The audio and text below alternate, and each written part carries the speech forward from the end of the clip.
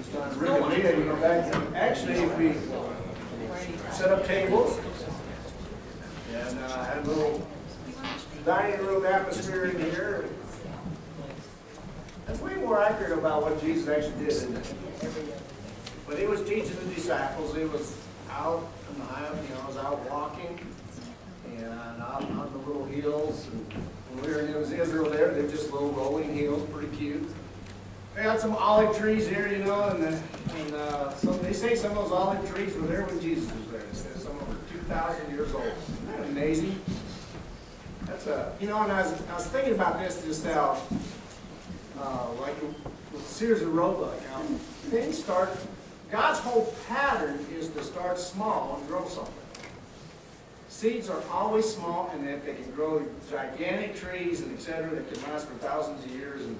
And for you know, so often, as Elisa said, we got this sense that we're not worthy or we couldn't get there. But sometimes we're thinking about just jumping into the whole big thing instead of just starting small where we're at and growing. It's pretty amazing just to think about how, and you know, and we get all shook up then when something dies or country fails or it goes down. But you know, this has been going on for a while. It will till the end. But things kind of actually need to die and come back, you know, and start over again. So companies and restaurants and businesses and in our lives, they all need to. So that leads me back to where we were last Sunday. Certainty of death. There's a certainty of death. We're going to die. You know, it's like, you know, some people don't talk about death at all. It's like, no, I don't want to even talk about it. Right up being to the last, but it's like, it's just amazing to be, you know, my dad, we talked about it. I really thought my dad, you know, my dad thought he would go home a long time ago. And he just said, I just need to outlive your mother to take care of her. And I promised him that we would not abandon Mom if he went first. But he did, and now he's actually got more, I don't know, he doesn't, I don't know, he may go past 100 now, I don't know. But there's a certainty of death. I was just talking to Betty Dropper, Lila's mom. She's maybe coming to, you know, to an end. Well, she is sooner or later.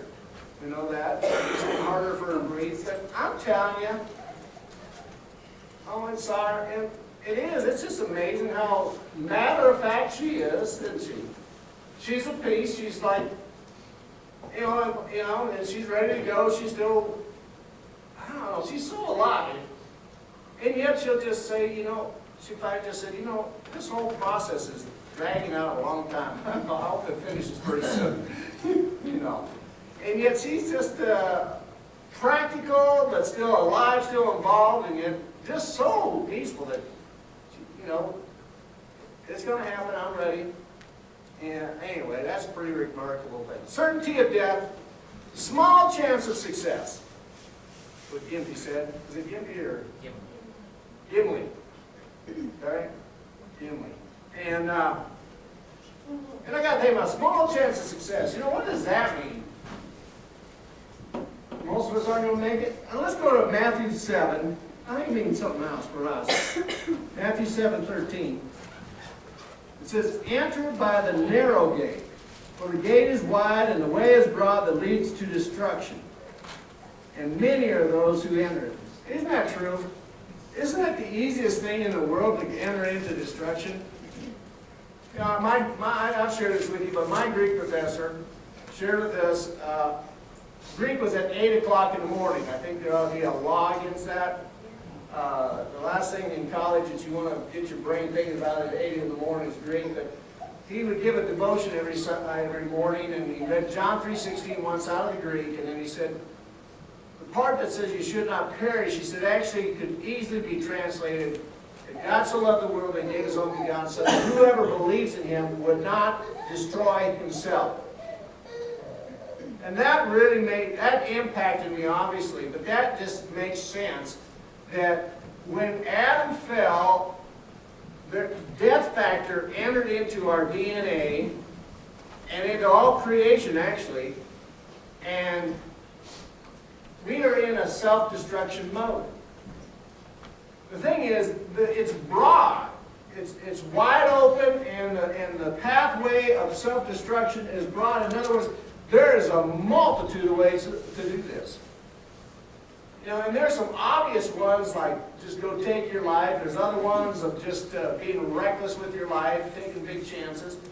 But there's a lot of them that are a lot more culturally acceptable, like working to death. You know, just working yourself to a frazzle. Just there's just so many ways to self-destruct, isn't there?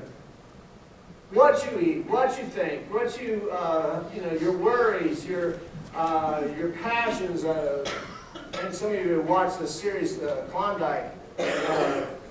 Isn't it amazing what men going and women going after gold will do? You know, and you look at those old rough, what would they be called anyway? Prospectors. You know, bearded up. They look old when they're probably 30. They're out there in the elements, and they're all looking for a big gold nugget or whatever else. But I think, what would you do if you got one? Well, they try to hide it so they wouldn't get shot. And then they try to go get another one. But I mean, I don't know, maybe there were some that actually hit enough to where they actually backed up and went back to town and got dressed up and got a shower, got a steak meal, and started enjoying it. Maybe there were some of those stories. I suppose there probably was. But so many were just compelled to go get more and more and just to have gold, and yet never really got to utilize it, never really got to do anything with it. You know, and they just shoot each other for it. The way is broad, and there's multitudes of ways to self-destruct. And some of them are culturally not acceptable, and some of them are very culturally. In fact, you get honored, you get praised, you get put on TV, you get given an award. I look at how we hand out all these awards, you know, in so many areas of life, and then we write, then we have People Magazine and others that tell about how disastrous their life is. And I haven't followed the little guy that's got in trouble. Justin? I tell you what, if you ever want to win a game with me, play trivia. Or something like that, because I'm so ignorant and proud of it. But I don't know what's all going on, but I just know that it's a lot of ways to self-destruct, and power is definitely one of those, money's one of those, talent's one of those, great ability is one of those, being incredibly smart, being incredibly dumb. I mean, it's just broad. All right? So enter by the narrow gate, for the gate is wide and the way is broad that leads to self-destruction or destruction, and many are those who enter it.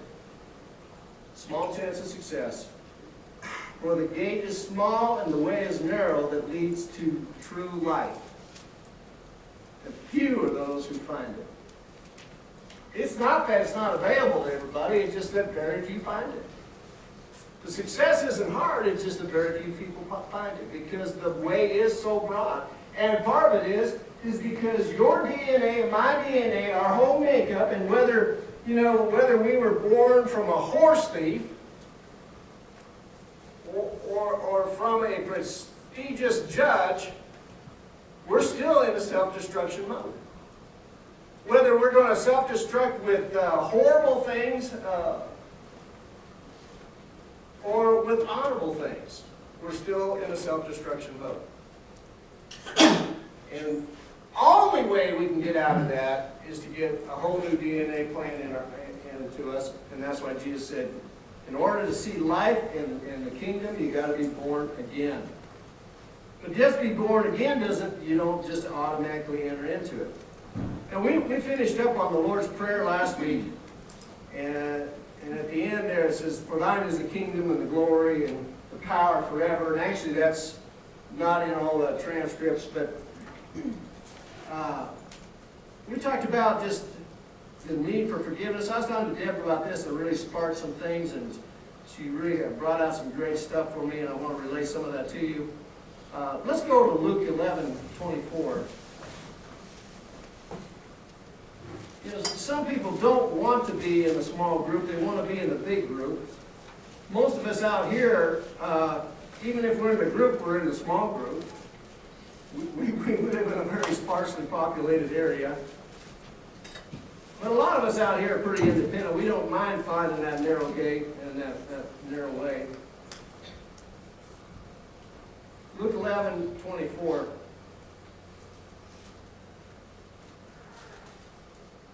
Jesus is talking here about demonic possession and being delivered from it. I'm just going to kind of pick it up there.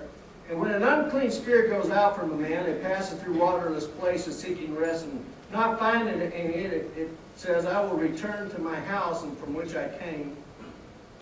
And when it comes, it finds it swept and put in order, and then goes out and takes along with it 7 other spirits more evil than itself, and they go in and live there. And the last state of the man becomes worse than the first. You know, that's a little bit of the story I was sharing with you earlier about the young man that fell away.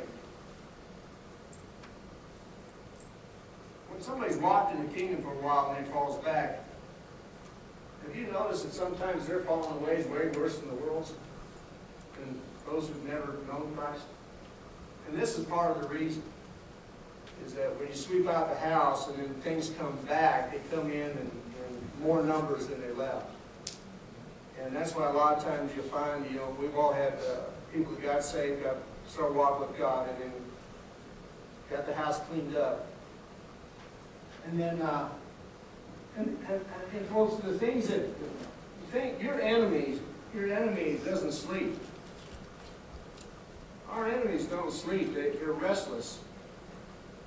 They have a destiny of destruction, and that's it. Until that time happens, they're restless, seeing whom they can also take with them. So you got to remember, they're just kind of, you know, I think Rick posted something this week about, you know, it's like a roaring lion just constantly coming at you. They tell me, and I don't know if it's true or not, they tell me the roaring lions are usually, what they sometimes did was, the old lions without any teeth would roar, scare the prey into the young lions that could tear the meat apart. And then the old lion would come and gnaw on the bones. It was all up done. I think it's a pretty good description of Satan anyway, that he's been stripped of all his powers. He's a roaring lion. He's trying to scare you. But the real thing is, it still works, because if you get spooked and run, you're going to run into trouble. But this whole idea of things coming back, you and I worked with a lot of people through the years, and one of the things that comes up quite often is, man, when I first got saved, I was so full of peace, and I was so full of joy, and I was so excited. And as the years went by, that just kind of dwindled away, and now I'm just, you know, hanging in there and grinding it out still, and hanging on. What's wrong with that? And, you know, it doesn't quite make sense, because everything that starts small should grow. The kingdom of God should grow in us. It should get richer and richer and